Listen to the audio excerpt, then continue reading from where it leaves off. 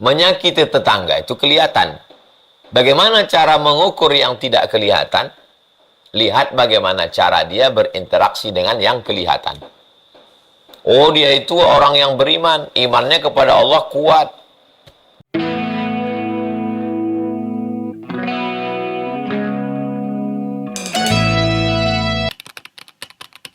Assalamualaikum warahmatullahi wabarakatuh. Alhamdulillah wassalatu wassalamu ala Rasulillah wa ala alihi wa sahbihi wa man tabi'ahu wa mawalah. Subhanaka la ilma lana illa ma 'allamtana innaka antal alimul hakim. Rabbi shrah li sadri wa yassir li amri wa hlul 'uqdatam min lisani yafqahu qawli. Allahumma faqihna fid din wa 'allimna at-ta'wil warzuqna fahmal mursalin. Allahumma aftah lana futuhal arifin. Allahumma arzuqna as-sidqa fil qaul wal ikhlas fil amal. Bang Alvin Firdaus beserta seluruh tim yang ada di Pontianak, tim yang ada di Riau, Bapak, Ibu, Abang, Kakak, Adik, sahabat hijrah bersama Ustaz Abdul Somad, semuanya insya Allah sehat walafiat, zahir dan batin, selalu diberikan Allah istiqomah, ketenangan hati. Mudah-mudahan kita diberikan Allah Subhanahu wa taala kelapangan, dibukakan pintu hati untuk sama-sama belajar. Amin ya rabbal alamin. Tema kita malam ini, tetanggamu surgamu. Pertama, makna tetangga. Dulu rumah orang, dari mulai rumah orang Aceh sampai rumah orang Minangkabau, menyeberang kita ke Kalimantan, sampai rumah orang Makassar, itu bertangga. Rumah kayu bertangga. Begitu turun tangga, langsung ketemu orang, ketemu rumah orang. Itulah dia tetangga. Jadi, alhamdulillah, jauh berjalan banyak dilihat, lama hidup banyak dirasa. Saya tengok rumah kayu di Palembang, saya tengok rumah kayu baru pulang dari Majene, sepanjang jalan itu kami dari Sulawesi Barat, sampailah ke Pinrang, rumah kayu bertangga. Turun dari tangga, ketemu orang, ketemu rumah orang. Itulah dia tetangga kita. Menunjukkan saking dekatnya hubungan. Dalam bahasa Indonesianya tetangga. Dalam bahasa Arabnya disebut dengan jarun atau jiranun. Diambil dari kata jiwar. Jiwar artinya samping. Orang samping saya, sisi saya, jiwar itu adalah jar saya. Dia adalah jiran saya. Jadi jiran itu bahasa Arab. Orang kita selalu menyandingkan bahasa Arab dengan bahasa Indonesia. Jiran tetangga. Jiran bahasa Arab, tetangga bahasa Indonesia. Maknanya sama. Secara bahasa artinya orang yang dekat. Orang yang di ujung tangga. Orang yang ketemu ketika turun dari tangga. Orang yang berada di samping kita. Setelah jelas bahwa dia adalah orang yang dekat dengan kita, jarak berapa rumah tetangga kita itu? Kata Imam Sufyan Ats-Tsauri, 40 rumah ke depan, 40 rumah ke belakang, 40 rumah ke kanan, 40 rumah ke kiri, itu tetangga kita. Nah, ini ijtihad ulama, tidak ada disebutkan dalam hadis. Dalam hadis hanya disebut dekat. Sedekat apa? Seberapa meter? Sebatas mana jauh batasnya?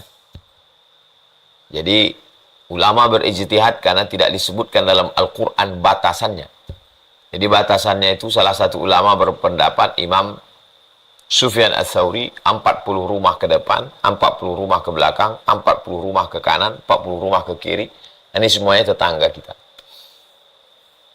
Di antara tetangga ini, ada lagi klasifikasinya. Tetangga ring 1, tetangga ring 2. Maka dalam surat An-Nisa, ayat 36. Wal jari zil qurba wal jaril junubi. Jar, tetangga. Zil qurba, yang ada hubungan kerabat. Tetangga punya hubungan kerabat. Ayahnya dengan ayah dia, adik-beradik. Berarti satu kakek. Kita menyebutnya sepupu. Kakek kita dengan kakek dia, saudara kandung. Kita menyebutnya dua pupu.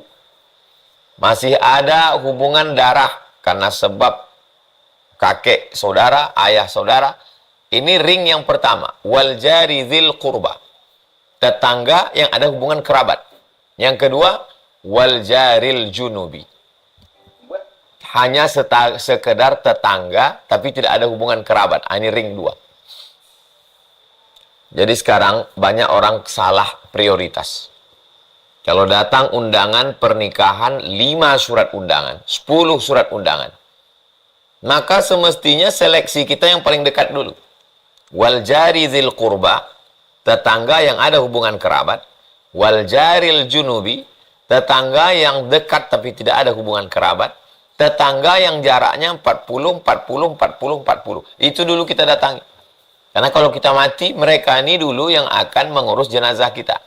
Tapi sekarang apa yang terjadi? Dibuat 10 klasifikasi. Yang pertama, pejabat, level provinsi, level nasional. Kedua, level kabupaten kota. Ketiga, level kecamatan. Keempat, level kelurahan, desa. Kelima, level RT RW. Keenam, orang kaya, sangat kaya, fakir miskin. Jadi standar kita sudah rusak. Malam ini kita mau mengkaji bagaimana dasarnya dalam ajaran agama kita. Dasar utama bukan karena jabatan. Dasar utama bukan karena kekuasaan. Dasar pertama bukan karena kemasyhuran. Bukan karena harta banyak orang kaya. Tapi standarnya adalah karena kedekatan. Setelah kita bahas maknanya, levelnya, lalu kemudian pembahasan berikutnya adalah apa saja yang dikatakan Nabi Muhammad SAW tentang tetangga ini. Yang pertama, man kana yu'minu billahi wal yaumil akhiri fala yu'zi jarahu. Siapa yang beriman kepada Allah dan hari akhirat, jangan menyakiti tetangga. Menyakiti tetangga dengan suara musik yang berdentam-dentum, anaknya baru lahir. Suara-suara kasar, caci maki, sumpah serapah. Menyakiti dengan tatapan mata, menyakiti dengan mengganggu keluarganya, dan menyakiti dengan tanaman. Ini tanah saya, betul, tapi daunnya dihembus angin. Menyakiti dengan memelihara binatang. Ini anjing saya, ini kucing saya, betul. Tapi baunya, taiknya lepas pula. Ini sapi saya, ini kambing saya. Memang betul, tapi tak ditambat. Berjalan di halaman rumahnya, terberak dia di situ.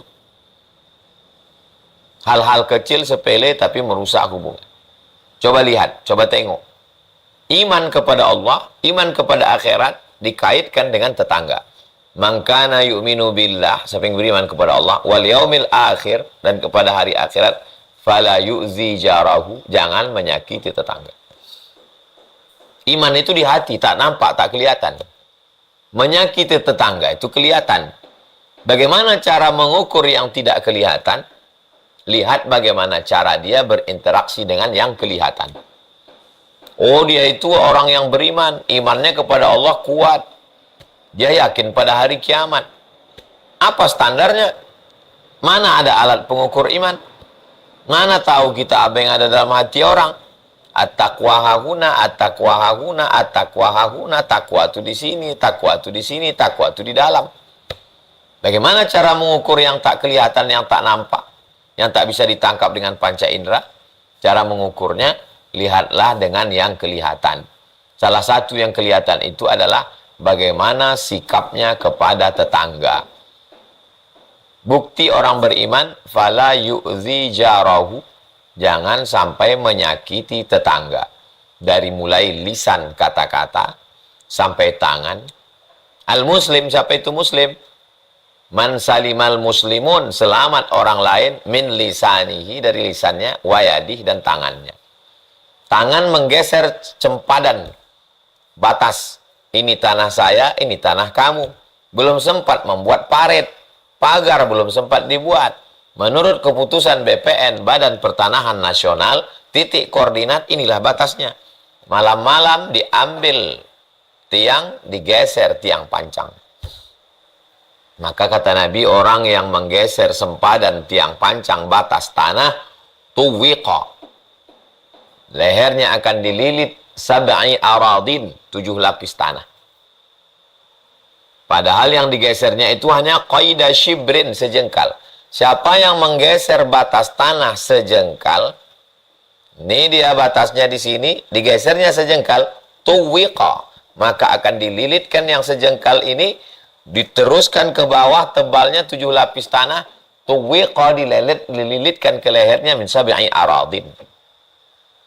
Begitulah bertetangga kebun, bertetangga rumah, bertetangga, berjiran, betapa kita menjaga semuanya. Pada zaman Nabi Muhammad SAW, orang yang bertetangga, kalau meninggal tetangganya, tetangganya ini mewarisi hartanya. Sampai sedekat itu. Ketika pertama kali pindah ke Madinah, orang hidup bertetangga, meninggal tetangganya, maka kata Nabi, jagalah tetangga kalian, berbuat baiklah pada tetangga, karena kalau tetanggamu itu nanti mati, kau masuk dalam ahli warisnya. Sekarang kenapa ada tetangga tidak dapat ahli waris? Meninggal tetangga kita, kita tak dapat setelah turun ayat waris. Jadi proses turunnya ayat warisan itu di Madinah. Sebelum turun ayat warisan, orang bertetangga, yatawarasuna, saling mewarisi. Meninggal si A, diwarisi si B. Meninggal si B, diwarisi si A. Sampai akhirnya turun ayat warisan, ditetapkanlah pewaris. Ayah, ibu, anak, abang, kakak, adik, istri, cucu. Tetangga tidak masuk lagi.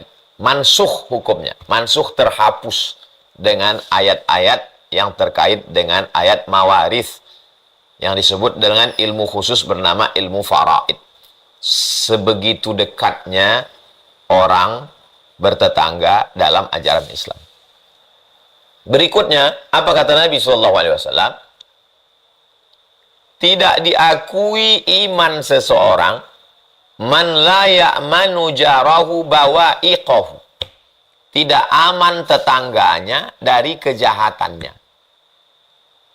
Tetangga takut pergi keluar kota, pagar besinya hilang, kuncinya dipukul, rumahnya diintip, bininya diganggu, anaknya.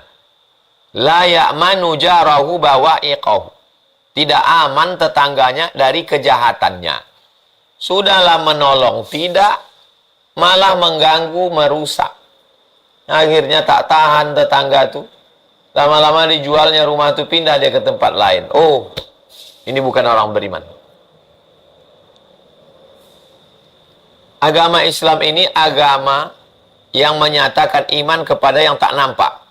Antu'mina billah, Allah tak nampak. Wa malaikatihi, malaikat tak nampak. Wa kutubihi, Zabur, Taurat, Injil tak nampak. Wa rusulihi, Adam, Idris, Nuh, Saleh, Ilyas, Ilyasa, Zakaria, Musa, Yahya, Isa tak nampak. Wal yaumil akhir, hari kiamat belum nampak. Wa bil qadari khairihi wa syarrihi, takdir baik, takdir buruk yang tertulis di Lauhil Mahfuz tak nampak. Tapi yang tak nampak ini diukur berdasarkan yang tampak. Yang tampak itu apa? Buka mata, buka jendela, yang pertama kali nampak tetangga. Tetanggamu itulah standar imanmu. La yu'minu ahadukum, kamu tidak beriman. Sampai kapan? Hatta yuhibba li akhi, sampai kau sayang kepada saudaramu, ma yuhibbu li nafsi, sama seperti sayang pada dirimu sendiri. Kalau makanan nasi uduk ini enak di lehermu, kau ingin orang yang kau buka jendela, kau turun tangga, dia pertama kau jumpa, dia juga merasakan yang sama seperti yang lewat di tenggorokan. Kalau kau rasa cendol ini enak di mulutmu, santannya, gula merahnya, manisnya, maka kau juga ingin yang enak itu lewat juga di mulut tetanggamu. Kalau belum sampai ke tingkat itu, la yu'minu, kamu belum beriman. Lebih tegas lagi apa kata Nabi? Laisa bil mu'min, tidak diakui keimanannya. Siapa itu yang tidak diakui keimanannya? Yabitu syab'anan, tidur dalam keadaan perut kenyang. Wajaruhu ila jambihi ja'i'un, tetangganya kelaparan. Pergi umroh setahun berkali-kali. Pak Haji ke Makkah berkali-kali. Tembok rumah tinggi tak terdengar suara ratapan anak yatim fakir miskin. Diketuk pintu, Assalamualaikum, yang keluar anjing herder. Berimankah dia? Kata Nabi, laisa bil mu'min, tak beriman. Siapa dia? Yabitu syab'anan, perutnya kenyang, hidupnya tenang, lenang, kenyang, tenang. Wajaruhu ila jambihi ja'i'un, tetangga di sebelah rumahnya kelaparan. Ketika seorang ulama pergi bersama rombongan melaksanakan ibadah haji, sampai di tengah perjalanan tercium bau harum semerbak wangi. Didekati, ternyata orang sedang memasak.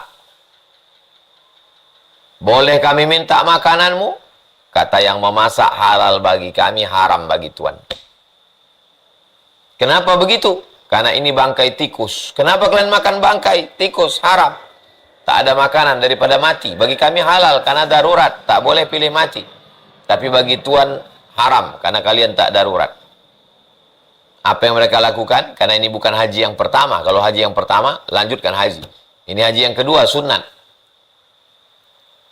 Yang berangkat haji pertama, lanjutkan. Yang haji yang kedua, kita kasihkan duit berangkat haji kita ini ke fakir miskin ini, pulang kita. Lebih utama lagi membantu orang susah daripada melaksanakan haji untuk kedua, yang ketiga. Betapa egoisnya kita. Udkhulu min abwabin mutafarriqah, masuk ke surga jangan dari satu pintu saja.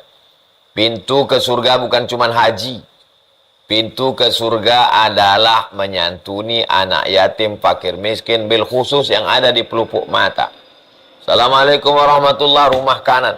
Assalamualaikum warahmatullahi, rumah kiri. Bertetangga di rumah, bertetangga di masjid, bertetangga di kantor, bertetangga di tempat bekerja. Tak mau tahu. Apa kata Nabi SAW? Orang yang tidak mau tahu, man lam yahtam bi amril muslimin, siapa yang tidak peduli kepada urusan saudaranya, laisa minhum, maka dia tidak diakui sebagai seorang muslim. Karena cuek, karena tidak mau tahu, karena tidak mencari tahu. Tolong setelah mengaji ini, cari tahu tetangga 40 ke belakang, 40 ke depan, 40 ke kiri, 40 ke kanan. Berapa yang anak yatim, berapa yang fakir miskin, berapa yang janda tua, berapa yang tak makan, berapa yang uang sekolahnya belum terbayarkan. Kita ditanya, dituntut nanti di hadapan Allah Subhanahu wa taala. Mereka tidak meminta karena dia menjaga harkat martabat dirinya. Karena mereka yang susah ini terbagi dua. Yang pertama, fi amwalihim haqqum ma'lum, di dalam harta kamu, di dalam slip gaji kamu, di dalam kantong kamu ada milik tetanggamu. Tetangga ini terbagi dua. Yang pertama, lisaili, meminta dia. Tolong kasih beras Pak, anak saya belum makan. Ada satu lagi, wal mahrum, dia tak minta. Ditahankannya berlapar-lapar di rumah, puasa sunat, minum air putih, sampai dapat rezeki, hidupnya bersambung. Selama dia susah itu, apa yang terjadi pada kita? Bagaimana kalau dia mati kelaparan? Makanya dulu mereka sholat ke masjid, begitu selesai sholat ke masjid, Assalamualaikum warahmatullahi, oh si fulan. Assalamualaikum warahmatullahi, oh kemana si fulan? Datang ke rumahnya. Sekarang kita satu masjid, satu ustadz, satu imam, satu nabi, satu kiblat, satu Allah. Tapi tak pernah mau tahu siapa yang ada di samping kita. Datang ke masjid, sholat, dengar pengajian, zikir, baca Quran, selesai, pulang. Tak kenal sama orang, la salam wala kalam. Bagaimana supaya kenal antara ibu-ibu dekat rumah saya ini? Maka dibuatkanlah pengajian sore habis Jumat asar. Pekan pertama kajian fikih. Pekan kedua hadis bersama Ustaz Abdul Somad. Pekan ketiga akidah. Pekan keempat akhlak. Dihadirkan alumni-alumni Al-Azhar Kairo. Ada namanya Ustaz Dr. Hanafi. Ada namanya Ustadz Dr. Zul Ikrami. Ada namanya Al-Mukarram Ustadz Al-Nafdinar. Didatangkan. Khawatir tetangga tidak mau mengaji karena malu tidak bayar iuran. Tidak dikutip iuran. Sudah berjalan sejak ditempati Ma'had Az-Zahra ini 2021, 1 Juni. Sampai sekarang sudah Agustus 2023. Tidak ada iuran. Karena khawatir malu nggak datang karena iuran. Oh kalau gitu nggak ada iuran, nggak ada air putihnya, nggak ada snacknya. Ada. Berjalan sampai sekarang. Dari mana datangnya? Wallahu a'lam bishawab. Allah bukakan pintu rezeki. Malu datang pengajian ibu-ibu. Kenapa ibu nggak datang? Malu, jilbabnya belum lunas. Tidak punya seragam. Nggak usah pakai seragam. Ibu-ibu yang mau pakai seragam silakan. Yang nggak mau pakai seragam nggak usah. Yang penting ngaji, datang silaturahim. Ibu Anu mana? Kenapa nggak datang? sakit dia Pak Ustaz. Jenguk. Ibu Anu kenapa? Meninggal dia Pak Ustaz. Doakan. Antar ke kuburnya. Sore baca Yasin. Habis baca Yasin, tahtim, tahlil, zikir. Habis itu tausiah Ustaz. Habis itu tanya jawab. Selesai. Ketemu. Silaturahim. Man ahabba yubsata lahu fi rizqihi, siapa yang mau lapang rezekinya, wa yunsa'alahu fi asarihi, panjang umurnya, falyasil rahimahu, hendaklah dia menyambung silaturahim. Bapak-bapaknya bagaimana? Jangan ketemu dengan bapak-bapak di meja gaple, ketemu di pos kamling, baik, tak salah, tapi perbuatan yang dilakukan alangkah indahnya ketemunya di masjid. Ustaz Somad itu cuma pandai ceramah aja, itu tetangga, dia sendiri tak kenal dengan tetangganya. Datanglah ke jalan Kamboja. Saya setiap subuh Rabu, sepanjang jalan Kamboja, 1,6 km dari Subrantas, masuk ke dalam, sudah berjalan, masuk tahun kedua. Musola dekat rumah Al-Muhajirin, masjid, musola. Ada 4 di sepanjang jalan ini. 4 saya isi. Supaya apa? Supaya datang tetangga, mungkin dia tua, mungkin dia sakit, mungkin dia tak bisa jalan jauh, mungkin dia tak bisa naik motor, mungkin dia tak bisa naik sepeda, dia mau jalan, saya yang datang ke situ. Jadi tak ada alasan untuk tak jumpa tetangga. Apa yang mau ditanyakan? Tulis di kertas. Silakan, bebas. Kalau malu, kalau segan. Jadi sepanjang jalan ini tetangga jumpa dengan saya sebulan 4 subuh. Ditambah petang Jumat, 5 kali berjumpa. Silakan datang. Apa yang mau disampaikan, apa yang mau ditanyakan, apa yang mau dikeluhkan. Untuk apalah Ustaz ceritakan ini? Saya tak mau cerita ayat, hadis, ayat, hadis, ayat, hadis. Ustaznya sendiri berkurung dalam rumah, dalam mobil, lewat kacanya hitam, tak pernah nampak kami. Berarti kalau ada orang ngomong begitu, tak pernah datang pengajian. Kalau dia datang pengajian, jumpa. Dapat hewan kurban, potongkan, masukkan ke plastik, bagikan tetangga keliling. Sesuai kemampuan lah. Yang tak mampu, la yukallifullahu nafsan illa wus'aha. Itulah yang bisa dilakukan. Dibuat sekolah. Jangan sampai terlalu tinggi bayarannya.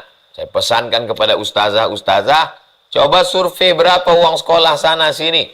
Sekian. Jangan buat. Jangan kutip uang bangunan, uang itu, uang ini mempersulit orang. Buka TK, buka SD, buka SMP. SMP ada yang boarding, ada yang non-boarding.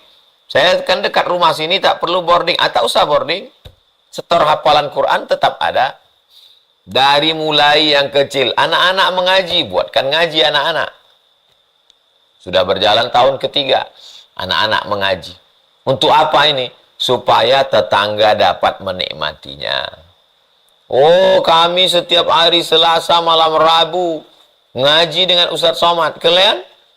Tak ada pernah kami jumpa dengan Ustaz tuh. Ustaz tuh yang dipentingkannya orang Pontianak, orang Sulawesi, orang Jakarta, orang dekat rumah dia, tak ada. Apalah gunanya pengajian kita malam ini? Omong doang. Hanya untuk orang lain, diri sendiri tak mengamalkan. Inilah maka saya ceritakan. Supaya apa? Supaya saya yang menyampaikan pun yakin dengan yang saya sampaikan. Karena saya mengamalkannya. Lalu kemudian, bagaimana Allah Subhanahu wa Ta'ala mengikatkan kita dengan tetangga ini sampai mati menghadap Allah Subhanahu wa Ta'ala. Kalau mati tetangga itu, maka kita memandikannya, mengkapankannya, menyolatkannya, menguburkannya, mengantarnya ke liang lahat. Man syahidal janazata, siapa yang menyaksikan jenazah, hatta tusalla alaiha, ikut solat jenazah, lahu qirat, dia 1 qirat. Wa man syahidal janazata, siapa yang menyaksikan jenazah, hatta tudfana, sampai ke pemakamannya, lahu qiratan, dia dapat 2 qirat. Wa mal qiratan ya Rasulullah. 2 qirat itu apa? Kata Nabi, mithlul jabalainil azimaini, seperti 2 bukit Uhud yang besar. Sampai mati. Bertetangga ini hubungan kita putusnya 2. Pertama, dia mati. Yang kedua, kita mati. Dan setelah mati itu pun hubungan tetap tak putus. Kalau teringat, bacakan Al-Fatihah. Ziarah ke kuburnya. Doakan dia. Nasihat menasehati sesama tetangga. Wa tawasaw bil haq wa tawasaw bis sabr. Kenapa kau tak ke masjid? Kenapa tak datang wirid Yasin? Apa yang terjadi? Ada penyakit. Idza maridha, kalau dia sakit, fa'udhu, kunjungi. Idza mata, kalau dia mati, fa'atbi'hu, iringi jenazahnya. Doakan dia. Lahir anaknya, dianjurkan kita memotong kambing. Untuk apa? Mengundang tetangga. Ini yang diundang orang-orang jauh. Nggak, tetangga kita diundang makan bersama. Idul Fitri, dibuatkan acara halal bihalal. Supaya apa? Supaya ada pertemuan-pertemuan. Pertemuan malam Jumat, pertemuan subuh Rabu, pertemuan petang Jumat, pertemuan anak akikah, mendoakan barakallahu laka fil mauhub, semoga Allah memberikan berkah pada anak yang dikaruniakan Allah, wa syakartal wahib, kau menjadi orang yang bersyukur pada Allah, wa ruzikta birrahu wa balagha asyuddahu, kau dapat anak yang berbakti dan anakmu ini sampai usia dewasa. Menikah anaknya, datang kita. Barakallahu lakuma wa baraka alaikuma wa jama'a bainakuma fi khair. Sakit dia, kita jenguk. U'izuka bi kalimatillahi tammati min kulli syaitani wa hammah wa min kulli ainin lamah. Ya Syafi, engkau yang maha menyembuhkan. Ya Kafi, engkau maha mencukupkan. Ya Mu'afi, engkau maha menyehatkan. Ishfi mardona, sembuhkan saudara kami. Mati dia. Kita ziarah ke kuburnya. Assalamualaikum ya ala diyar minal mu'minin. Wa inna insyaallah bikum lahiqun yarhamullahul mustaqdimin wal mustakhirin. Datang kita ke keluarganya, takziah. Kedatangan kami ini tak dapat menghidupkan yang mati, mengembalikan yang hilang. Tapi paling tidak menjadi setawar sedingin. Menjadi pelipur lara, menyiram air dingin ke hati yang hati yang kering kerontang. Innalillah wa inna ilaihi raji'un. Bapak ibu sayang. Tapi ada yang lebih sayang lagi, yaitu Allah Subhanahu wa Ta'ala. Alladzina idza asabathum musibah. Orang-orang beriman kalau dapat musibah, qalu inna lillah wa inna ilaihi raji'un. Kami ikut berbela sungkawa. Isna'u ta'aman li ali Ja'far. Meninggal tetangga kita, bawakan air minum, buatkan makanan. Karena orang meninggal ini sudah menyibukkan mereka, tak sempat dia memasak. Buatkan teh manis besar, kasih es batu, antarkan. Buatkan sarapan, buatkan makan, antarkan. Kami tahu kau susah hati, tak sempat. Ini, tak sanggup memasak, belikan air, kotak, galon, serahkan. Begitu yang diajarkan Nabi SAW. Isna'u ta'aman li ali Ja'far. Buatkan makanan untuk keluarga Ja'far, li'annahu yusriluhu. Jadi kalau ada orang komplain, kenapa orang mati kalian makan-makan? Ini bukan makan-makan bahagia. Makan-makan menolong orang susah, tak sempat dia masak. Perutnya lapar, maka kita kasih dia makan. Iya, tapi kalian makan harta anak yatim. Mana ada orang makan harta anak yatim?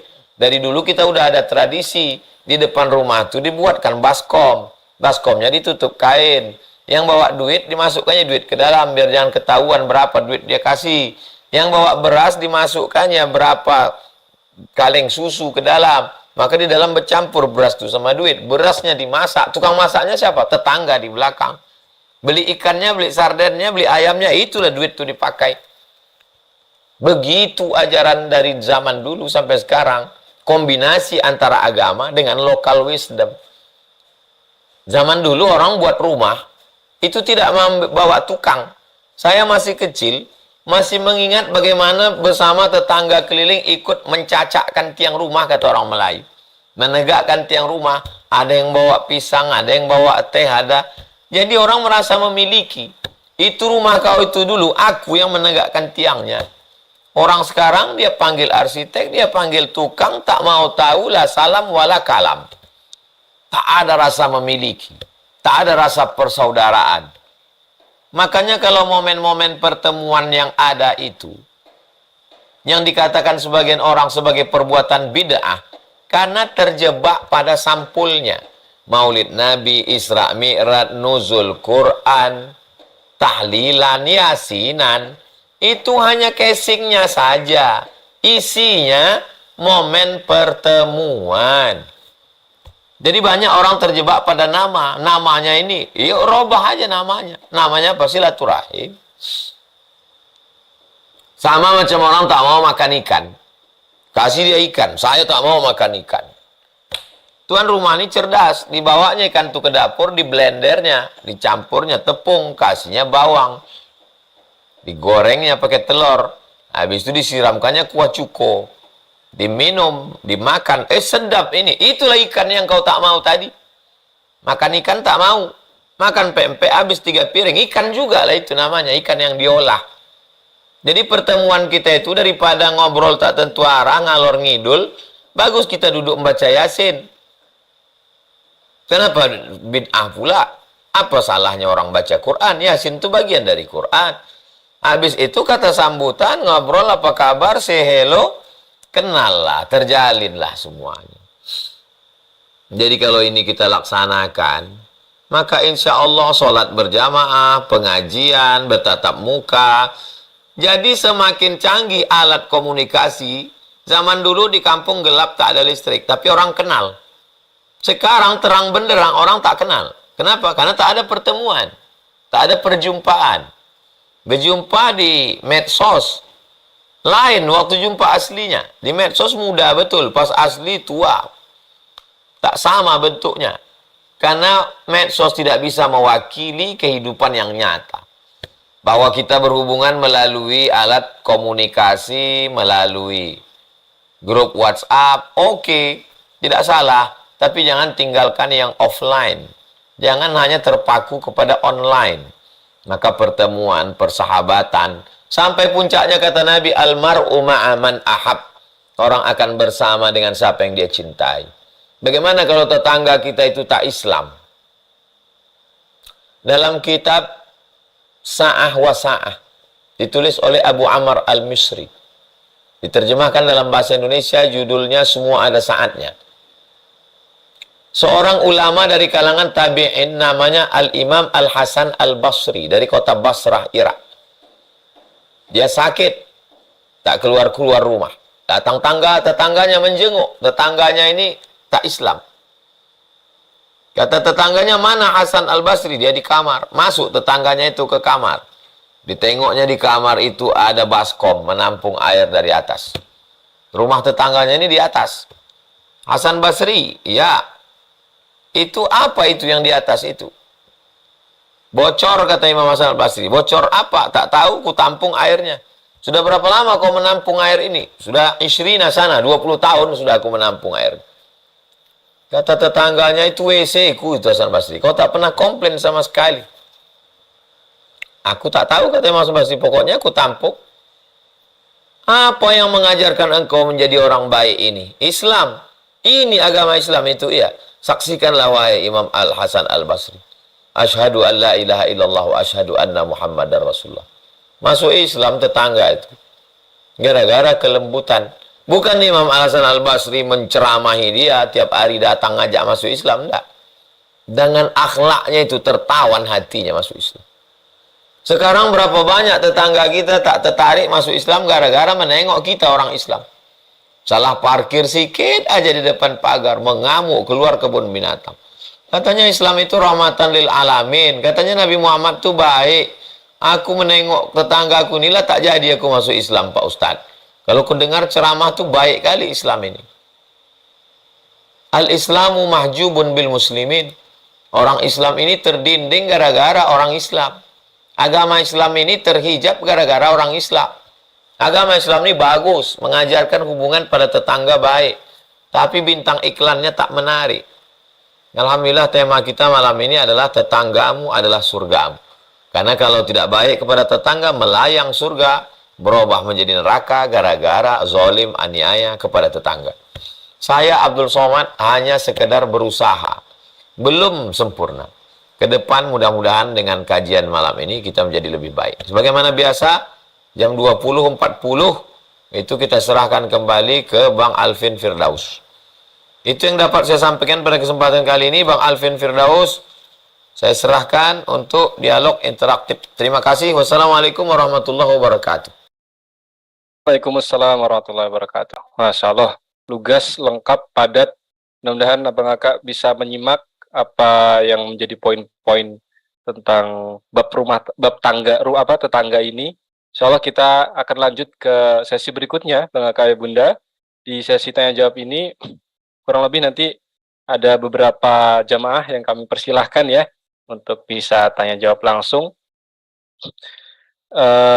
Sebelum itu, kami ingin menyampaikan informasi, jadi bagi Abang Kakak yang ingin bergabung di grup WhatsApp, kami sudah menyiapkan grup WhatsApp untuk program Hijrah Bersama UAS ini.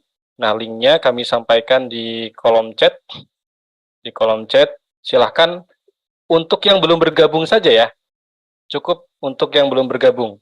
Jadi kalau yang sudah bergabung di grup Hijrah Bersama UAS, itu tidak perlu bergabung lagi. Klik linknya, nanti akan langsung tertaut menuju grup Hijrah Bersama UAS. Klik linknya. Baik, Masya Allah. Mungkin dimulai dari dialognya dari sebuah hadis yang kami temukan, Ustadz, bahwa Rasulullah itu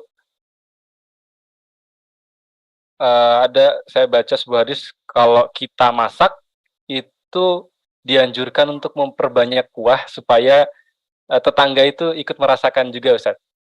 Dari hadis tersebut, apakah ini menunjukkan bahwa seorang muslim itu memprioritaskan tetangga di bab sedekah, Ustaz?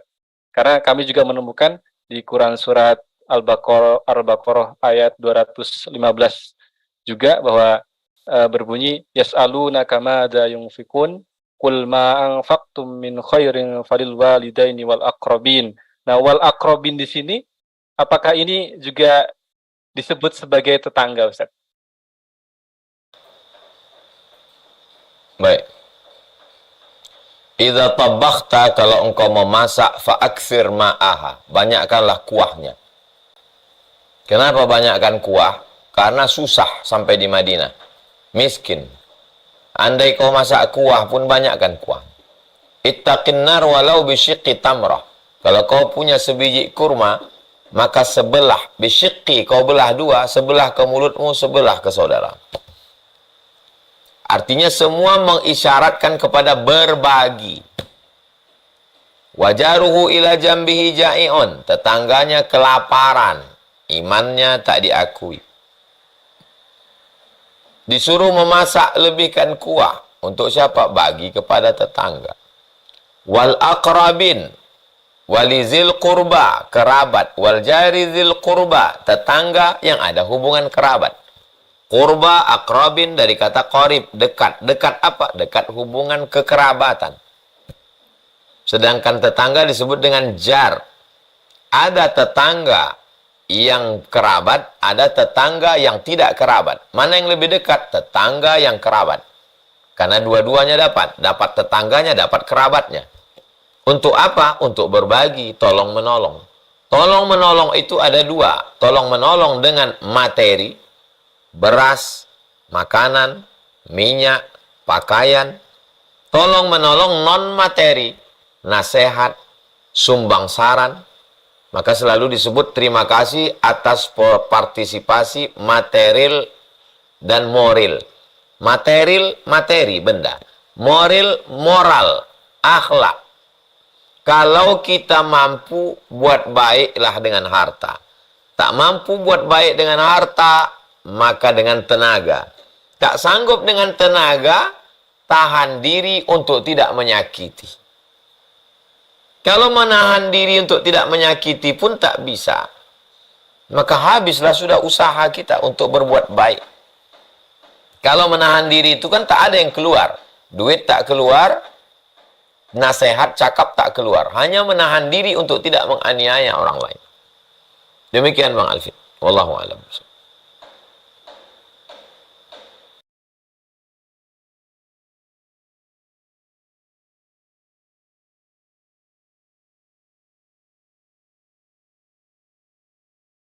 Apa nih, Ustaz?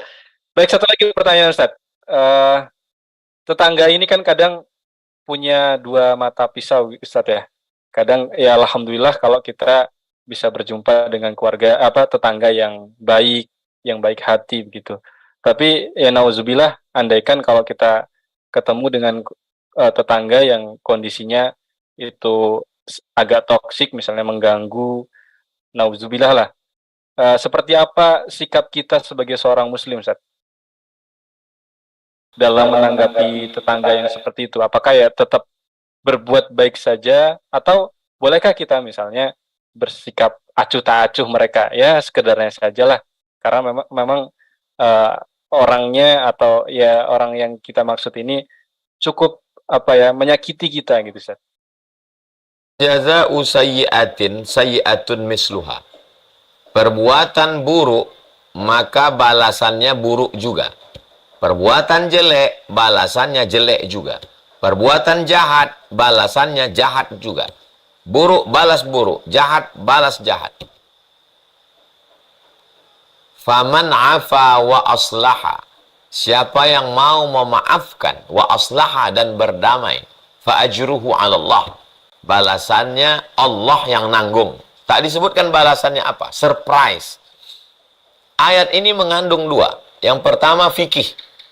Secara fikih, secara hukum, maka kita boleh membalas. Tapi setelah hukum ada yang lebih tinggi daripada hukum, yaitu akhlak. Maka secara akhlak, bagaimana kita bersikap? Lain padang, lain belalang, lain lubuk, lain ikannya, lain orang, lain sifatnya. Ada sifat manusia ini, kalau kita kasih hati, minta jantung. Kita kasih tangan, diinjaknya kepala kita. Orang begini mengajarnya mesti dengan hukum. Tapi ada orang, kalau kita balas baik, tertawan hatinya. Meleleh air matanya. Menyesal dia buat jahat dengan kita. Bisa kita agak-agak, bisa kita duga-duga, berdasarkan pendapat-pendapat sahabat jiran tetangga, mana yang mesti dimaafkan, mana yang mesti kita ambil tindakan. Dalam beberapa kasus, saya membawa ke pengadilan. Kata Pak Polisi, ini nanti BAP, Ustadz akan dibawa ke Polda. Siap, saya kosongkan 1 hari. Nanti di Polda Ustadz kosong sehari, habis itu dibawa ke pengadilan. Saya kosongkan sehari, karena orang ini mesti dikasih pelajaran.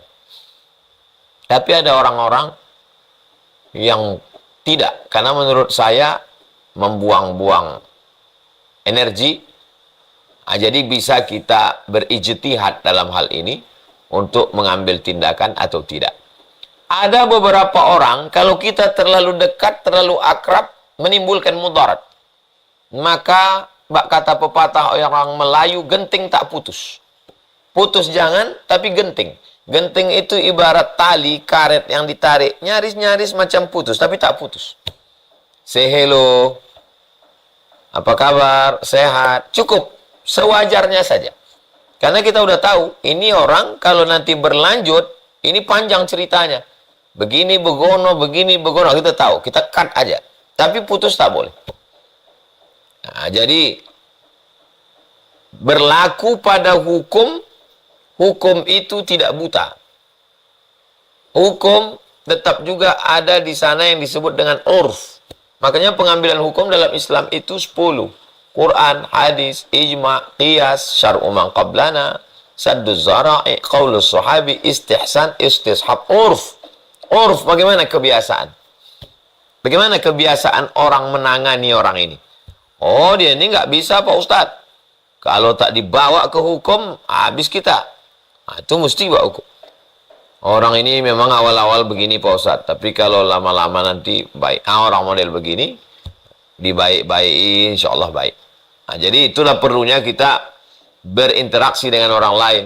Tetangga kita ini ada yang lebih tua, didulukan selangkah, ditinggikan seranting, banyak asam garam pengalaman hidupnya. Makhaba man istakhara wa manadima man istasyara.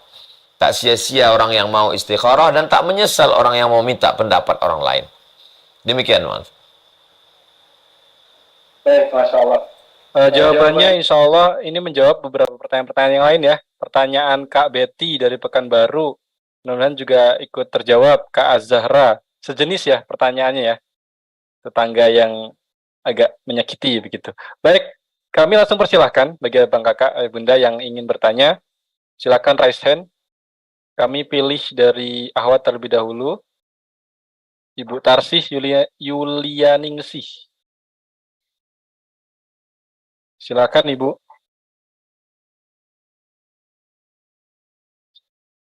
Mic-nya belum terbuka Ibu. Open mic-nya dulu. Nah. Assalamualaikum warahmatullahi wabarakatuh. Waalaikumsalam. Izin bertanya Ustadz, ini mengenai kebiasaan di kampung kalau ada orang meninggal kan suka bawa beras, itu yang punya beras bawa beras, kadang yang punya uang bawa uang.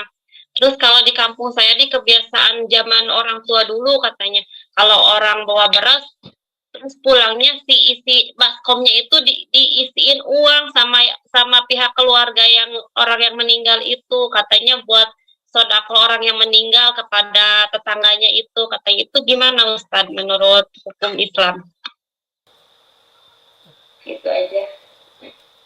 Karena itu nggak bisa dihilangkan gitu. Padahal di Ustadz setempat saja udah menyarankan katanya itu nggak boleh diisi uang lagi katanya si baskom tempat berasnya itu katanya. Tapi pihak keluarga yang meninggal bilangnya ini buat sedekah orang yang meninggal itu kepada para tetangga yang takziah gitu. Ada hukum asal, ada praktek di tengah masyarakat. Saya ulang sekali lagi, ada hukum asal. Hukum asal di dalam kitab. Ada prakteknya di masyarakat. Hukum asalnya boleh jadi benar, tapi begitu sampai ke masyarakat jadi salah. Contoh, saya bersedekah kepada orang. Bersedekah air. Ini air untuk kamu. Pahalanya untuk almarhum ayah saya dan almarhumah emak saya. Perbuatan ini sunnah, baik. Mana dalilnya? Dalilnya sahabat Nabi namanya Sa'ad. Bertanya, ummi matat, emak saya mati meninggal. Afa atasaddaqu anha. Kalau saya bersedekah, apakah pahalanya sampai? Kata Nabi, tasaddaq, bersedekahlah engkau. Ayu sadaqatu afdal, sedekah apa yang afdal? Sakyul ma, ngasih air minum. Jadi perbuatan saya memberi air minum kepada orang, pahalanya untuk almarhum ayah saya, almarhumah emak saya. Perbuatan itu baik, sunnah, ada dalilnya. Tapi ketika sampai ke masyarakat, bisa jadi salah. Gimana ceritanya bisa jadi salah di masyarakat? Menjadi kebiasaan, kalau ada orang mati, maka disediakan duit di dalam baskom. Tamu yang datang ngambil duit sedekah dari orang keluarga yang mati. Yang jadi masalah, ketika yang meninggal ini orang miskin. Ayahnya mati, dia sendiri susah. Tapi kalau dia tidak buat, tetangga akan ngomong, ayahmu menderita karena kau tak bersedekah. Akhirnya dia ngutang. Inilah orang yang paling malang di atas dunia. Sudah jatuh ditimpa tangga, diterkam kucing. Sudahlah ayahnya mati, dia susah, ngutang pula lagi. Gara-gara cakap tetangga. Makanya dibuatlah pengajian di sana. Dibuat pengajian, tablik akbar, tanya jawab. Wahai orang-orang kaya di kampung ini, wahai tuan-tuan tanah, tuan-tuan takur, kalau kalian mau bersedekah, meninggal keluarga kalian, maka sedekah kalian sampai. Tapi jangan sampai dijadikan standar. Sehingga semua orang kampung mesti menyiapkan duit dalam baskom. Jangan sampai kalian ngutang untuk buat bubur kacang hijau. Karena kalau tidak dibuat, maka perlunya Ustadz menjelaskan. Saya tidak akan pernah berhenti menjelaskan. Jangan susahkan keluarga mayat almarhum dengan permintaan macam-macam. Siapa yang bisa mengelola ini? Serikat Kematian BSKM. Serikat Tolong Menolong. Maka kumpulkan semua masyarakat. Kepada bapak ibu yang kaya-kaya, silakan sedekah untuk almarhum. Kepada yang menengah ke bawah, jangan khawatir, kami sudah iuran. Bulanan sudah kami kutip. Jadi kalau ada yang meninggal nanti, jangan pikirkan makan minumnya. Kami yang bawakan air. Kami yang akan bawakan makanan. Tapi bagi yang kaya mau bersedekah, silakan. Maka insya Allah, masyarakat terdidik dengan baik. Yang kaya jadi rajin bersedekah. Yang susah tidak terlilit hutang. Demikian. Wallahu a'lam bishawab. Baik, terima kasih Ustaz. Baik, terjawab ya Ibu? Iya, terjawab. Terima kasih Ustaz. Afwan. Baik, kami pilih langsung dari Zoom. Ibu Mela. Mela Raika. Mangga Ibu. Assalamualaikum Ustaz. Semoga keluarga Ustaz diberkahi selalu dan sehat selalu. Amin. Begini Ustaz, kami baru pindah dan saya sebetulnya senang bukan memelihara kucing tapi memberi makan kucing yang ke rumah gitu. Tapi saya tidak memeliharanya. Nah, kemudian di tetangga kami itu komplain karena kucing itu sering buang kotoran di jalan karena di sini sudah tidak ada lagi tanah-tanah untuk buang buang kotoran kucing gitu. Jadi mereka komplain dan suatu saat saya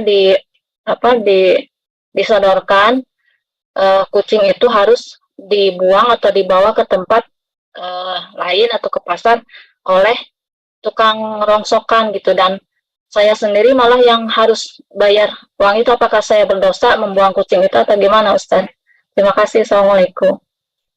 Waalaikumsalam warahmatullahi wabarakatuh.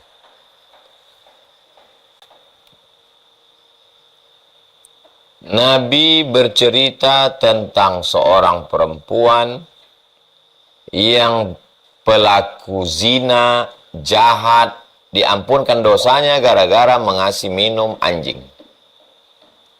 Tapi juga Nabi bercerita tentang seorang perempuan yang ahli ibadah, masuk neraka gara-gara tidak mengasih makan kucing. Apa hikmah di balik itu? Bahwa kesalehan tidak diukur hanya dari ritual, tapi kepedulian kepada makhluk Allah. Perbuatan ibu memberi makan kucing tidak salah.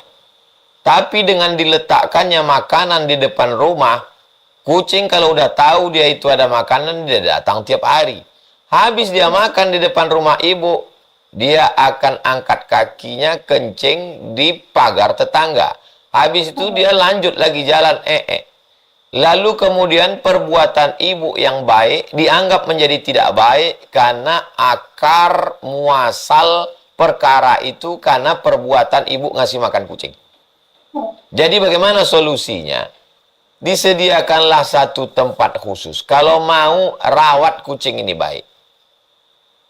Rawat kucing ini, kasih dia makan, ada komunitas pencinta kucing. Sehingga orang yang membuang anjing ke dalam sungai yang ada buaya ditangkap polisi. Apalagi kucing. Ada yang penyayang binatang, itu ada webnya, ada grupnya, ada pencinta-pencintain. Jadi kalau mau, pelihara betul-betul. Kalau setengah-setengah tak sanggup, cari suatu tempat. Biasanya kalau perumahan tetap ada fasum, fasilitas umum. Maka letakkan di situ satu tempat khusus yang tidak kena pasir supaya makanannya tak kotor.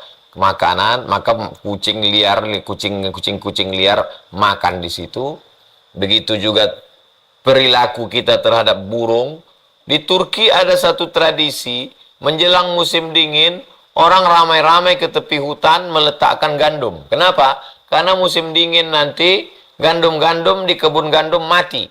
Maka burung-burung akan pergi ke tempat itu untuk mencari makan.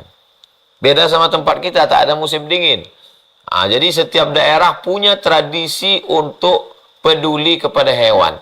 Ibu jangan berhenti buat baik hanya karena ada orang tak baik. Kalau berhenti kita buat baik gara-gara orang tak baik, lalu apa beda kita sama dia? Teknisnya saja dirubah.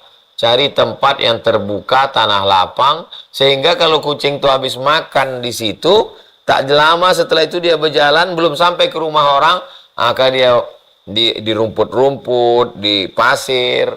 Nah ini, jadi teknisnya saja. Mudah-mudahan perbuatan baik ibu, fi kulli kabidin ratbin sadaqah, dalam setiap hati yang basah. Ya Rasulullah, apakah perbuatan kami pada binatang ini ada pahalanya? Kata Nabi, fi kulli kabidin ratbin sadaqah. Perbuatan baik pada setiap hati yang basah bernilai sedekah. Kucing itu hati yang basah. Bahkan Nabi menyebut hadis tentang kucing. Maka perbuatan ibu tetap istiqomah, teknisnya saja dirubah. Demikian, wallahu a'lam bishawab.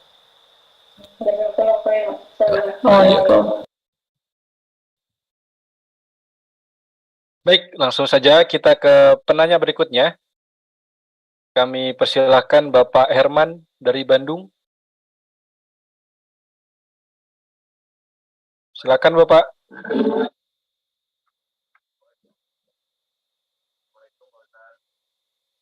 Kurang dekat Bapak, suaranya kecil. Waalaikumsalam warahmatullahi wabarakatuh.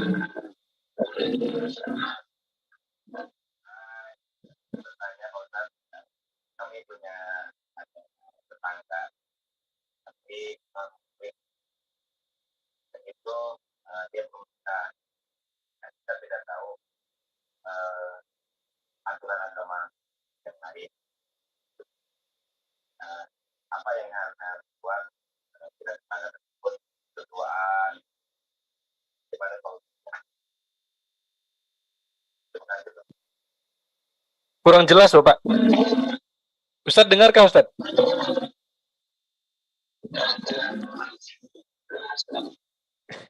Kami pun nggak jelas nih Ustadz di sini. Kita punya tetangga dia belum berikan. Kita tidak tahu aturan agama mereka. Kalau kita kan dilarang berduaan. Saya sebagai tetangganya bagaimana menegur apakah biarkan. Kurang jelas. Kami coba konfirmasi Pak ya.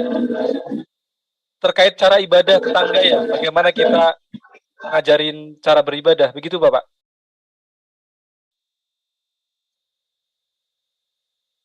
Mic-nya kurang jelas. Ntar dulu Pak. Nah, ini jelas. Ya. Assalamualaikum. Gini Pak Ustadz, saya ulangi lagi. Kita punya tetangga non-muslim yang belum menikah. Karena kan kita tidak tahu aturan agamanya mereka. Tapi kita sebagai non-muslimnya, kalau kita kan berduaan belum nikah kan nggak boleh. Nah, kita harus bagaimana menyikapinya? Karena lihat berduaan seperti itu, apakah boleh kita menegur apa bagaimana?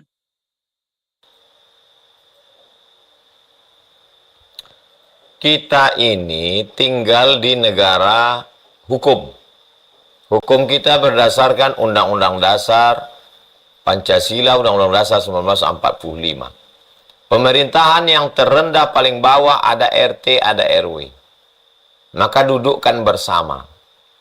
Kalau kita tinggal di komplek perumahan tetangga ada yang tidak Islam. Perbuatan yang bagi kita mungkar, bagi saudara kita itu tidak mungkar. Contoh, duduk minum khamar. itu sesuatu yang biasa. Tapi bagi kita itu perbuatan mungkar. Jadi kalau kita duduk bersama, kita menemukan solusinya. Mungkin kalau mau duduk kongko-kongko, mungkin di dalam rumah. Atau di rumah yang ada terasnya tertutup, sehingga tidak dilihat oleh anak kita, saudara kita yang perempuan. Begitu juga masalah berdua-duaan. Mungkin kalau perbuatan itu di depan mata kita, kita sebagai orang muslim yang taat beragama, maka kalau dia mau, ya di dalam rumah dia, kita tidak urus perbuatan orang dalam rumah orang. Ini pagar rumah dia, dalam rumah dia.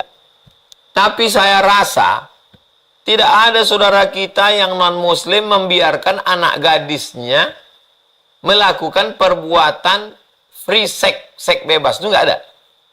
Karena tidak ada fitrah naluri seorang bapak yang mengizinkan anak gadisnya, anak perempuannya melakukan dia mereka tetap juga ada aturan pernikahan.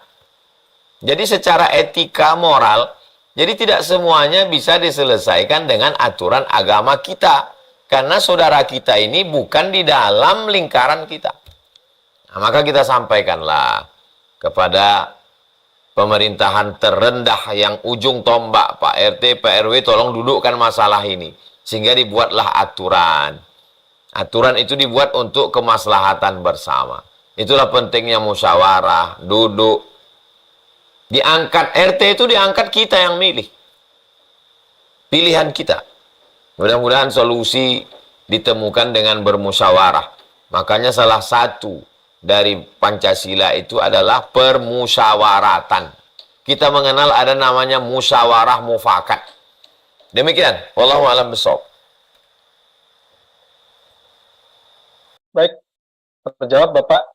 Insyaallah berikutnya kami persilahkan Pak Ahmad ya, Pak Ahmad. Tapi sebelum itu kami ingin mengajak mungkin bagi abang kakak ayah bunda yang belum menunaikan wakafnya, sodakohnya untuk pembangunan Pondok Pesantren Az-Zahra, kami persilahkan, linknya kami tautkan lagi di kolom komentar.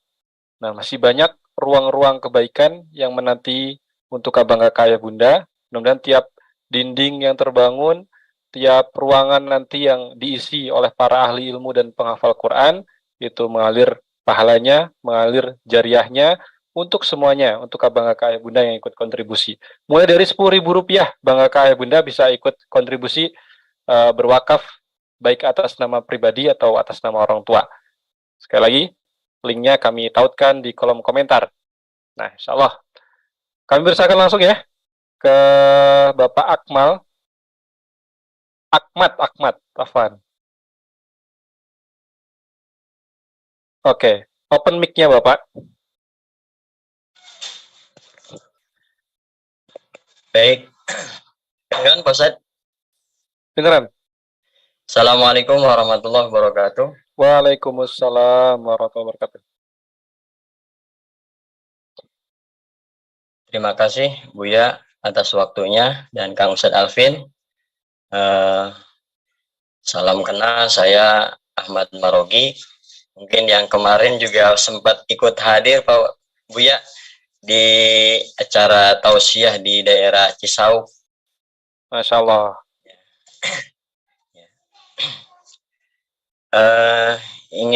Saya ingin bertanya sama Buya, mungkin mengenai tetangga ya. Jadi tetangga di sini masih termasuk kerabat atau keluarga. Ini masih terhitung tetangga ya Pak Ustadz ya.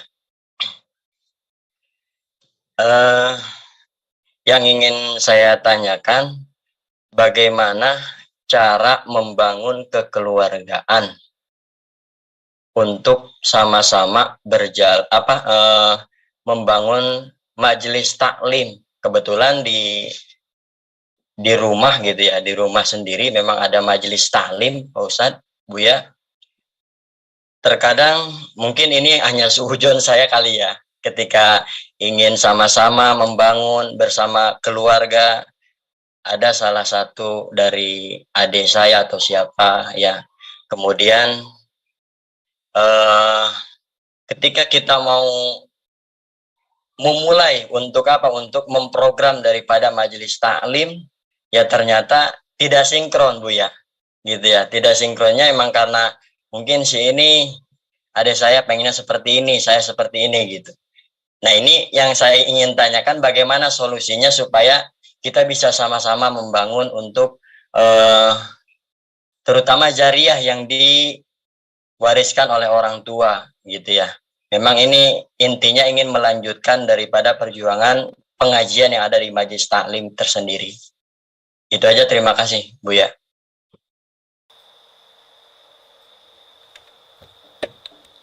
Untuk masyarakat sekitar, saya buatkan kajian subuh Rabu, Riyadhus Shalihin.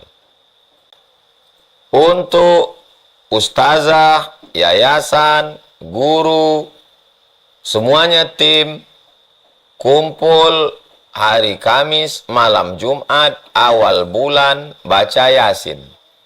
Habis baca Yasin, awal Al-Baqarah, tengah Al-Baqarah, ujung Al-Baqarah, Qul huwallah 3 kali, Qul bil falaq sekali, Qul bin nas sekali, Al-Fatihah, zikir la ilaha illallah, berdoa, makan.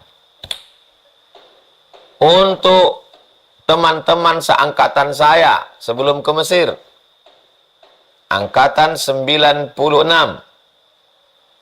rumah siapa yang bisa bulan ini? Rumah si Anu. Datang, kumpul duit, makan, baca. Kita baca kitab Imam Al-Ghazali.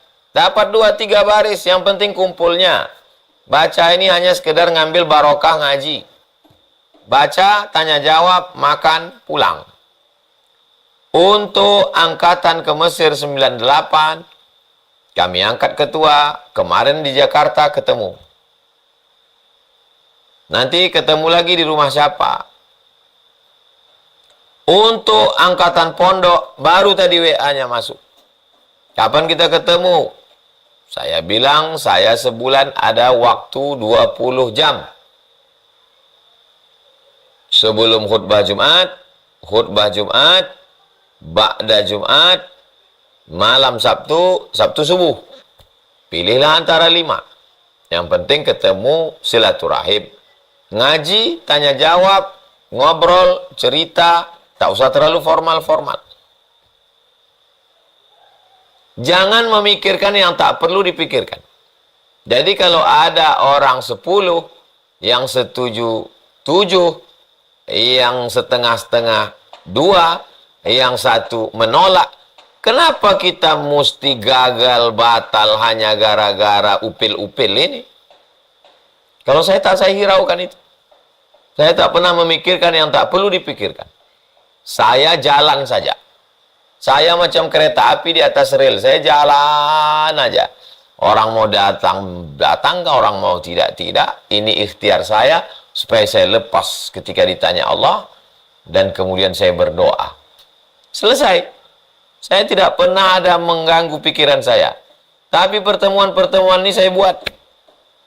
Pertemuan lingkungan, pertemuan yayasan, pertemuan dengan teman-teman alumni Azhar, pertemuan dengan kawan seangkatan, ketemuan pondok, semua saya buat. Supaya waktu saya ceramah, dia tidak menendang ke dalam. Kok cuman pandai ngomong. Demikian usaha ikhtiar kita. Wallahu a'lam bishawab. Baik. Mungkin masih ada 2 atau 3 pertanyaan lagi. Kami lanjutkan ke Ikhwan, ke Ahwat ya, ke Ahwat. Ahwat dulu. Ibu Ayu Susanti. Oke. Open mic-nya Ibu. Iya. Assalamualaikum. Terdengar jelas nggak? Gema Ibu. Ibu, Afan, device-nya satu saja. Itu device-nya Ibu double. Perangkatnya cukup satu saja Ibu. Yang satunya dijauhkan. Jadi nggak perlu ada laptop atau HP, salah satu saja. Itu kalau disandingkan jadi bergema. Nah, salah satu saja Bu ya. Nah, silakan open mic-nya.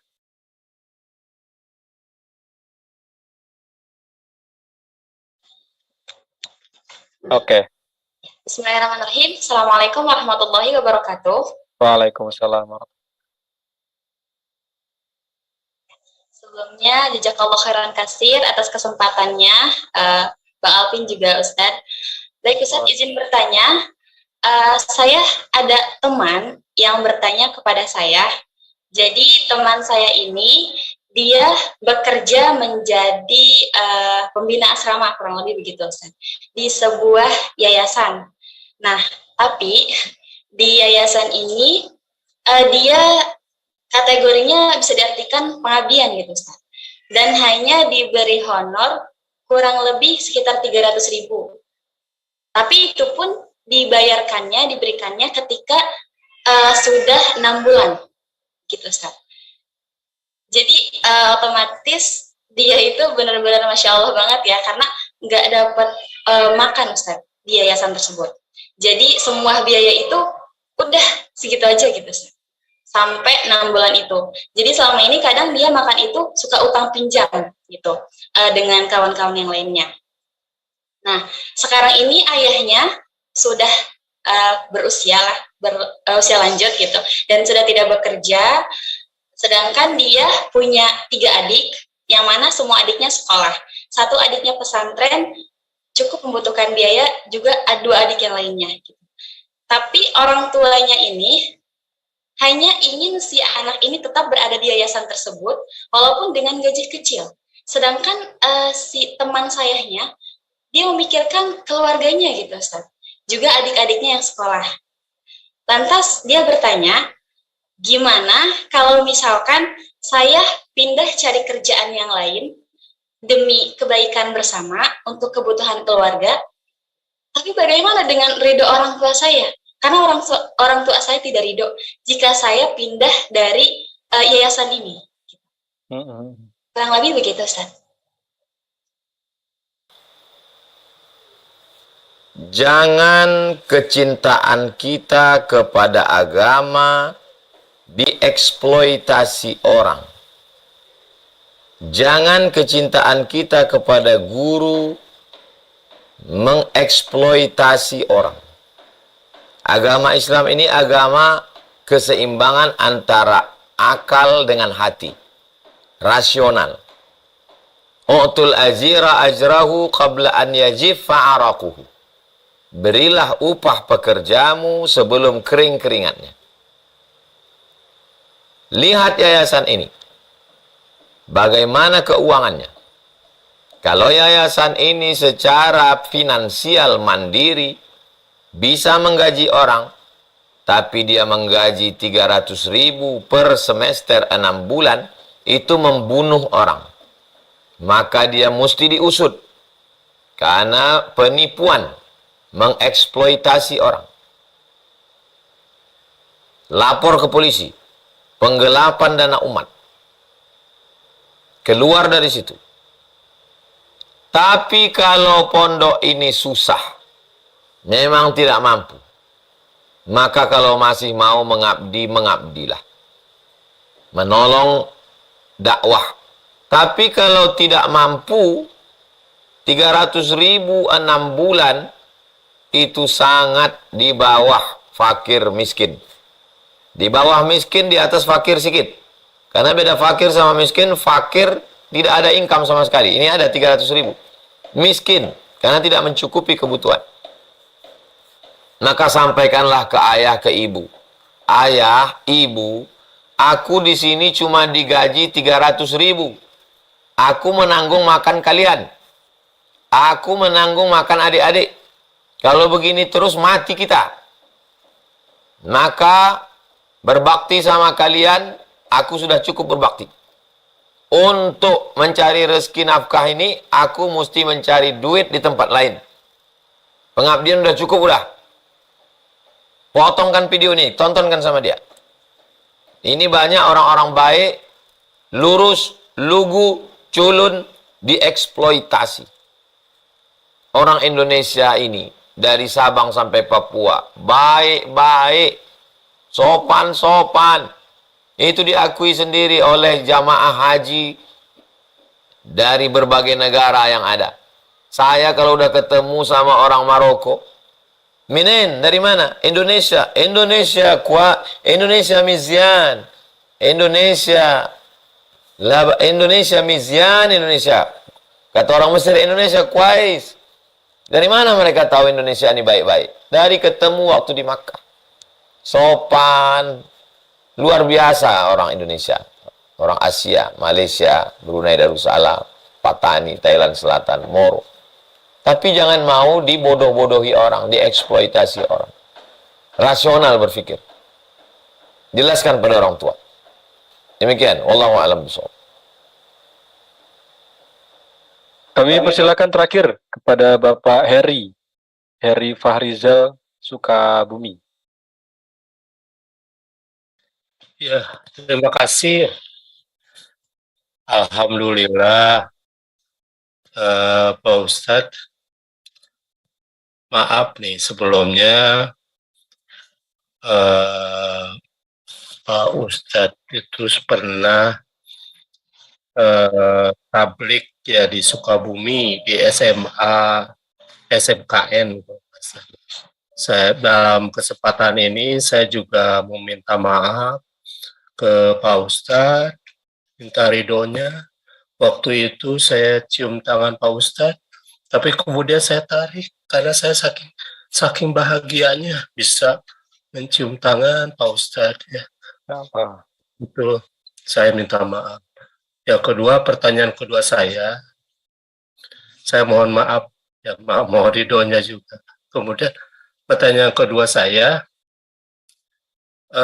bagaimana ketika ada seseorang yang hidup bersama orang tua tiri, kemudian suatu hari ada masalah dengan orang tua tirinya, dan anak itu juga menyadari bahwa dia sudah melakukan kesalahan, kemudian dia WA ke orang tuanya itu untuk meminta maaf orang tua tirinya. Dibaca oleh orang tua tiri itu bahkan sampai pernah menjawab, jangan dulu ke rumah karena karena situasi belum kondusif. Hati anak ini memang ingin meminta maaf ya ke orang tua tiri ini, tapi jawabannya seperti itu. Kemudian terus melakukan mengirim terus-menerus minta maaf, nggak dibalas sama sekali, ya nggak dibalas sama sekali, tapi dibaca, nah gitu ya. Nah ini membuat risau hati anak tersebut. Apakah anak tersebut juga sudah termasuk kategori durhaka atau bagaimana? Gitu. Karena ini juga akan menyangkut silaturahmi ya anak dengan orang tua, walaupun mungkin tiri statusnya gitu ya. Nah itu aja Pak Ustadz. Mohon maaf sebelumnya saya pernah ya berbuat tidak baik ya. Saya mencium tangan dan kemudian menarik hampir jatuh Ustadz waktu tablik itu. Saya minta maaf sebelumnya. Makasih. Assalamualaikum warahmatullahi wabarakatuh. Waalaikumsalam warahmatullahi wabarakatuh. Saya sekolah S1, S2, S3. Saya ceramah, tausiah. Menurut hukum manusia yang melihat saya lebih mulia dari jamaah. Tapi apakah saya benar-benar mulia dalam pandangan Allah? Maka yang melihat itu nanti adalah Allah Ta'ala di akhirat. Di akhiratlah nanti baru nana yang nampak. Apakah saya lebih mulia atau Bapak lebih mulia? Innallaha la yanzuru ila ajsamikum. Allah tidak melihat tubuh kamu. Wala ila suwarikum. Allah tidak melihat rupa kamu, titel kamu, hafalan kamu. Walakin yanzuru ila qulubikum. Yang dilihat Allah adalah hati kamu. Saya husnuzon, hati Bapak lebih bersih. Bapak lebih ikhlas. Saya tak pernah memikirkan jamaah yang menarik saya, menarik peci saya, menarik tangan saya. Saya menganggap mereka semuanya adalah hamba Allah. Mereka umat Nabi Muhammad sallallahu alaihi wasallam. Saya diberikan amanah untuk menyampaikan ayat-ayat Allah, hadis-hadis Allah. Itu nikmat sudah luar biasa. Mudah-mudahan silaturahim kita di dunia sampai ke surga. Amin ya rabbal alamin. Terkait tentang seorang laki-laki atau perempuan punya ayah atau punya ibu, meninggal ayahnya atau ibunya, lalu ayahnya menikah lagi dengan perempuan, lalu kemudian itu adalah ayah tirinya, atau ayahnya menikah dengan perempuan, itu ibu tirinya, bukan ibu kandungnya, maka itu sama dengan ibu kandung. Ayahnya sudah melakukan hubungan, maka sampai hari kiamat itu adalah mahramnya, namanya mahram mu'abbad, mahram kekal abadi sampai hari kiamat. Dalam mazhab Syafi'i tidak batal wudunya, maka dia berbakti dengan ibu tirinya itu. Kalau dia perempuan, dia berbakti dengan bapak tirinya itu, bapak anak itu laki-laki ataupun perempuan.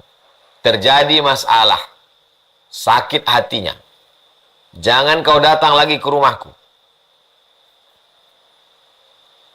Pada hari Jumat atau hari libur Sabtu Ahad, bawalah anak istri. Mungkin melihat kita panas hatinya, menengok anak kita meleleh air matanya. Aku tak mau menerimamu, tak mau menerima anakmu, tak mau menerima binimu. Pergi kamu. Pergilah. Karena dia sedang marah. Jangan membuat marahnya bertambah. Jumat akan datang, datang lagi. Bawakan makanan. Dicampakkannya makanan itu, pulanglah. Jumat akan datang lagi, bawakan kain. Digunting-guntingnya kain itu, pulanglah. Jumat akan datang lagi, bawakan baju koko. Kalau dia perempuan, bawakan hijab, jilbab. Dicampakkannya ke paret, pulanglah. Sampai akhirnya dia mati. Supaya tidak menyesal. Nanti kalau dia mati, kamu tidak menyesal insya Allah. Pegang cakap saya. Karena habis sudah perbuatan baik. Sampai botol itu habis, kering sekering-keringnya, habis. Habis. Supaya tak menyesal. Karena kalau tidak buat baik, nanti menyesal. Kalau kata orang Melayu, tak tahu risau hati kemana nak dialamatkan. Jadi mumpung nyawanya masih ada, buatlah baik. Tak usah pikirkan responnya, jangan pikirkan cakapnya, pikirkan saja perbuatan kita. Orang tua itu, baik yang kandung maupun tiri, baik orang tua maupun mertua, macam Quran lapuk. Mau dibaca tak terbaca, mau dibuang berdosa. Jaga-jaga saja, sampai akhirnya dia hilang sendiri. Orang tua itu lama-lama mati juga dia. Sementara mati dia itulah kita buat baik. Tak ada ruginya berbuat baik. Wa man tufiqu min khairin ya'lamullah. Apa saja perbuatan baik yang kamu lakukan, Allah Maha tahu. Kalau kita buat baik, insya Allah anak kita juga nanti berbakti sama kita. La yukallifullahu nafsan illa wus'aha. Allah tidak membebani lebih dari yang kita mampu. Usaha, ikhtiar, doa, supaya Allah lembutkan hatinya. Demikian, wallahu a'lam bishawab. Baik, alhamdulillah rabbil alamin, wassalatu tabarakallah. Banyak sekali insight, banyak sekali pelajaran, ilmu yang bisa kita dapatkan malam hari ini tentang bab tetangga, bagaimana Islam menjalin hubungan bertetangga. Mudah-mudahan kita bisa memahami, mengamalkan, juga mengajarkan atas apa yang sudah kita dapat malam hari ini, Bang Aga. InsyaAllah.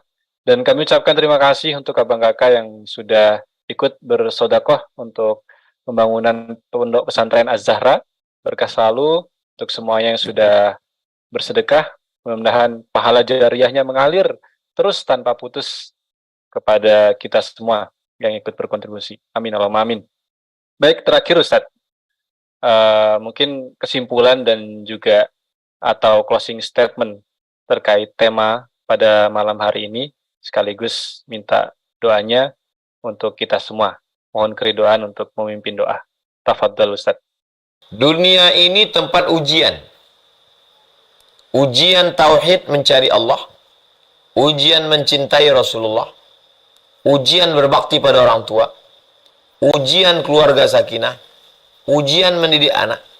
Salah satu ujiannya adalah ujian dengan tetangga. Kalau dapat tetangga yang kurang baik, maka yakinlah bahwa dia salah satu ujian yang dikirimkan Allah untuk kita. Dapat istri baik, dapat anak baik, dapat orang tua baik, dapat tetangga yang baik. Dapat tetangga tak baik, berarti dia bagian dari ujian yang diberikan Allah. Dapat tetangga baik, ujian untuk mensyukuri membalasnya. Dapat tetangga tak baik, ujian untuk sabar dan mengarahkannya, mendakwahinya, dan seterusnya. Kalau begitu kita berpikir, maka itu bagian dari ibadah, bagian dari amal soleh. Lagi-lagi yang membuat kita nyaman ini adalah cara kita berpikir. Mudah-mudahan kita tidak putus asa, terus berbuat baik. Perbuatan baik kita itu jadi amal soleh. Terus doakan supaya tetangga kita menjadi lebih baik, bertetangga di dunia, bertetangga juga nanti di surga Jannatul Firdaus. Al-hadhihi niat untuk niat yang baik ini. Al-Fatihah. A'udzubillahi minasyaitonirrajim. Bismillahirrahmanirrahim. Alhamdulillahirabbil alamin. Ar-Rahmanirrahim. Maliki yaumiddin. Iyyaka na'budu wa iyyaka nasta'in. Ihdinas shiratal mustaqim, shiratal ladzina an'amta 'alaihim ghairil maghdubi 'alaihim waladdallin. Amin. Allahumma shalli ala sayyidina Muhammad wa ala ali sayyidina Muhammad. Assalamu alayka ya Rasulullah.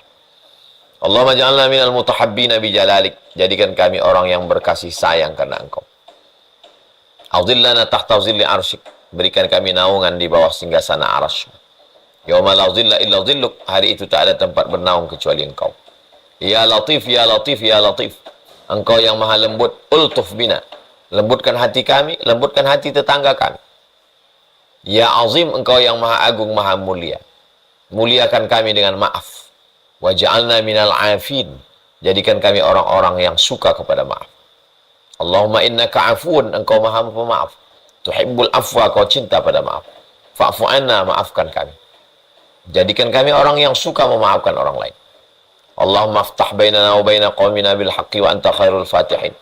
Bukakan jalan, bukakan solusi antara kami dan orang-orang yang bermasalah dengan kami. Karena Engkaulah yang sebaik-baik pembuka. Ya Fattah, Engkau maha pembuka. Iftah qulubana. Bukakan pintu hati kami, bukakan pintu hati tetangga kami, saudara kami, kawan kami, untuk menjadi orang baik. Allahumma hdi qaumana fa innahum la ya'lamun. Kalau dia sudah baik, buat dia istiqamah. Kalau dia kurang baik, maka robahlah dia menjadi yang baik. Innama amruhu idza arada syai'an ayaqula lahu kun fayakun. Engkau yang tiada kesulitan bagimu. Engkau cukup mengatakan kun fayakun. Kami tahu ya Allah, Engkau hanya cukup mengatakan kun fayakun. Semua tetangga kami yang tak baik jadi baik. Engkau hanya ingin menguji usaha kami. Engkau hanya ingin menguji doa kami. Ya muqallibal qulub, Engkau yang membolak-balikkan hati, sabit qulubana, kokohkan hati kami ala dinik, dalam agamamu, ala ta'atik, dalam ketaatan kepadamu. Rabbana atina fid dunya hasanah wa fil akhirati hasanah wa qina azabannar. Wa sallallahu ala sayyidina Muhammad wa ala alihi wasallam walhamdulillah rabbil alamin. Terima kasih Bang Alvin Firdaus beserta seluruh tim di Pontianak, seluruh tim yang ada di Riau, Bapak Ibu Abang Kakak Adik semuanya tetap istiqomah, tetap ngaji, ibadah, tauhid, sucikan dari syirik, bersihkan hati dari riya dan sum'ah, saling mendoakan. Mudah-mudahan Allah selalu menjaga kita. Terima kasih. Wassalamualaikum warahmatullahi wabarakatuh.